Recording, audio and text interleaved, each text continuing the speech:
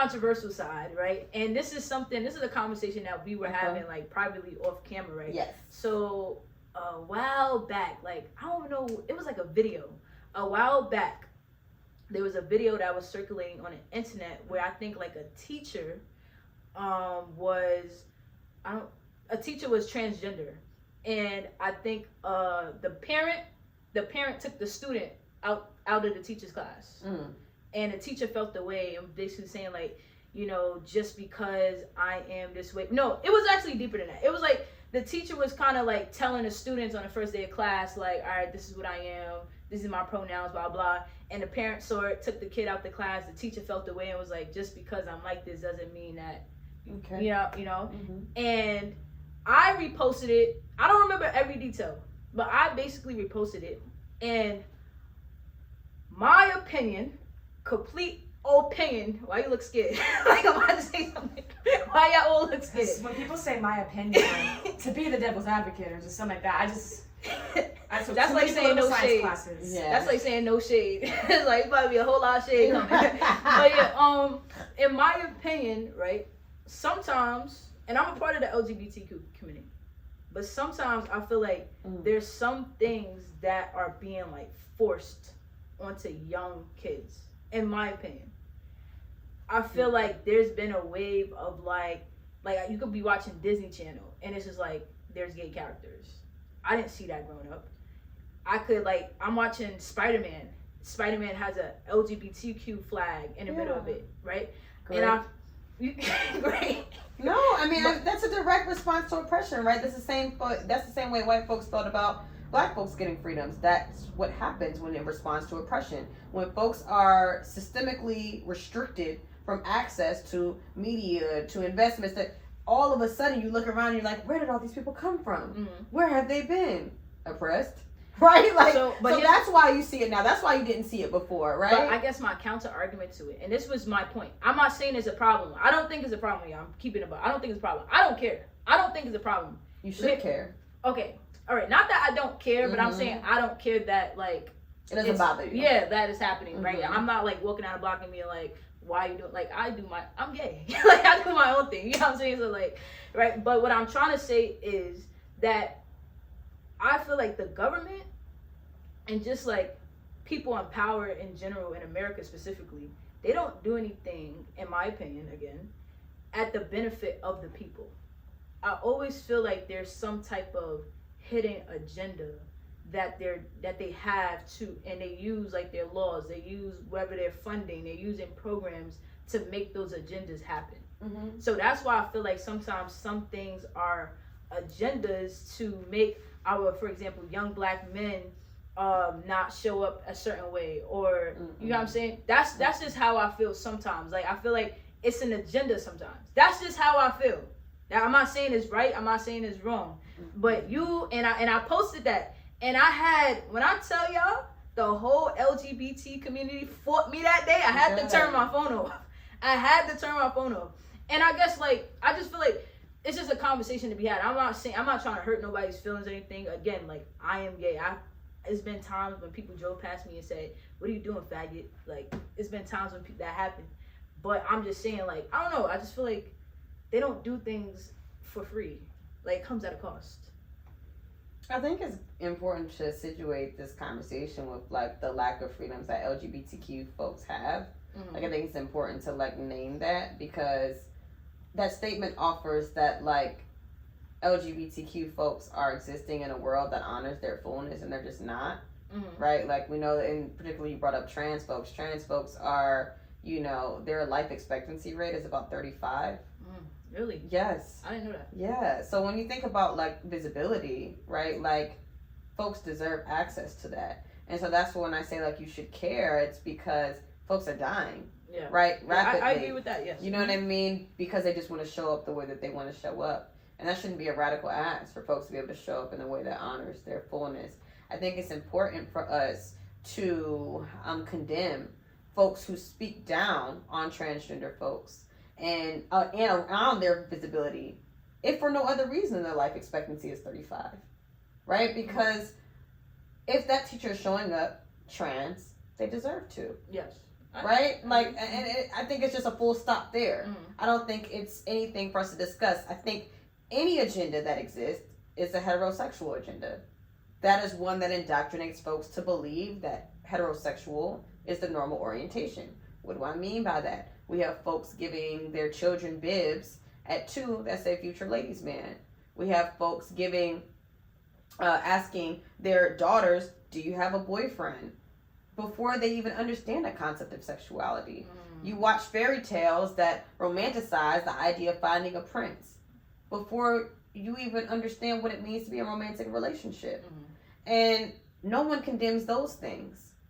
But as soon as it's a homosexual interaction, then folks are up in arms. If anything, we're indoctrinating folks to be straight. And if that is what people are interested in doing, be honest and name that. But don't condemn folks for saying that children are too young to know and have these sort of conversations when everything about our world suggests differently. Stop playing. Stop playing. You playing around too much. Like, you want to do something, you want to make the money, you want to build wealth because it look cool, but you're not serious. Because you know what I got, and I got something for you. The Blueprint for Investing, Volume 1, created by me, Aaliyah Duah. It gives you a step-by-step guide on how to get started investing in the stock market. See, if you want to really build wealth, you got to put your money into things that's going to work for you, right? Because the job money cool, but you want to make the money work too, right? So it's going to give you a step-by-step guide, investing tools, the apps to use, everything. And the best part is, I know you don't like to read, so I only made it 28 pages. That's it, right? 28 pages, and you getting yourself some wealth of knowledge. So make sure y'all tune in, get your copy today, and go to financialrevolutionn.com. Let's get it, y'all. Back to the episode. I agree. So do you think people are born gay? Yeah. Absolutely. So you don't think, like, people can ever, not be inspired, but, like, influenced? I mean, I think it's none of my business. But I think that that's the most important thing. It ain't my business. Yeah. But I think that folks are born. I completely believe people are born gay. And I think that if folks decide later that they, whatever folks come up with, you know what I mean? I really think it's just I don't think it's anybody's business, to be honest. But I think that, let's say, for instance, that no one is and everyone just decides to, what difference does it make? Yeah. That's how I feel. I really, personally, but I do care. believe people are absolutely born gay. I absolutely believe people are born the same way I'm born black. Yeah. Well, I mean, personally, like, I would say, like, you make me scared when I say I don't care. When I say I don't care. No, don't be scared. When I say I don't care, it's not that I don't care that people are dying. Yeah. I don't care what you choose to be. Mm-hmm. I don't care what you choose to do. Like, that doesn't impact what I got going on. I guess, like, my thing is, like, for example, like, even in my household, right? So I have 2 younger siblings. I have to watch what I say if I'm on the phone with a girl, or I have to watch what I say if I'm, like, on the phone, just in period, because I feel like, here's my thing, like, I feel like, my bad, here's my thing, I feel like it's certain things that's introduced to people at really, really young ages. I think that's just what it is. It's hard for young kids to interpret things, to understand things. It's almost like, I'm not about to teach a 4-year-old about sex. I may teach them, like, make sure nobody's touching, whatever. Of course. But I'm not about to teach you about sex or whatever. And I guess to some parents' standpoint, that's really what the problem is. It's like, sometimes showing up as yourself, like, you can do that, but don't push something onto my child that I haven't introduced to them yet. Well, I think if we're not having conversations about romantic interactions, we're not having conversations about romantic interactions. So let's not watch any fairy tales that have kissing if we don't want to talk about kissing. Mm-hmm. But, like, it doesn't matter whether it's 2 women kissing, 2 men kissing, or a man and woman kissing. Mm-hmm. But, like, I think we have to, like, level set what it is that we're really talking about. Is it that you don't want to introduce them to that, or you don't want to introduce them to the idea that there could be a homosexual representation of love and intimacy? Mm-hmm. I think that folks aren't completely honest about which one it is, because those same folks don't have a problem with their children witnessing PDA or intimacy between heterosexual relationships. I agree. I feel like we're in a point in life where people just gotta be realistic. It's almost like how people feel about AI, like, oh, I don't want to do this because it's new. And no, it's just like, that's what the future's about to be. So you're better off teaching it in your household before, like, your child goes out there and they're super confused, they don't know what to do. Because I feel like that's what also sparks, it's okay for a child to be curious, I'm not saying it's not, but I also feel like that's what sparks curiosity even more, when you don't learn this stuff. I feel like when you're educated before and your parents are telling you like, hey, like these are the different things that's out here in the world. These are the different things that you can get into. This is open for you. Like, I'm not putting you in a box, right? I think that's what allows a child the freedom to decide what they want to do. And I think that's really the problem. I feel like parents kind of sometimes just put you in a box and tell you what they want you to do, or expose you to what they want you to expose you to, instead of exposing you to all the things that are kind of out there. You know? Yeah, I think for me the most important is that there are children that grow up gay, questioning if they should live because they are gay. The suicide rates for young Black children are exponential, right? And so when we think about that, there are children, it's not just about how educated children are around homosexual relationships. It's about the fact that children are growing up gay, having the desires for same gender love, and feeling like they shouldn't exist anymore. Children growing up love, knowing that, and like highlighting that, like, you know, there are children that are gay and they deserve to be proud of that. And not grow up, you know, wanting to end their life because of that.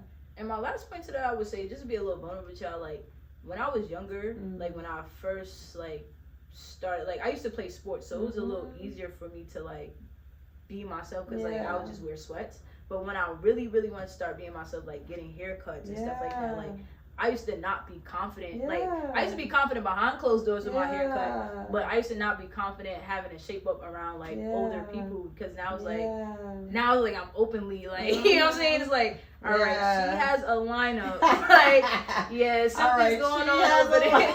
There's something going on over there besides the sweatpants, like, you know.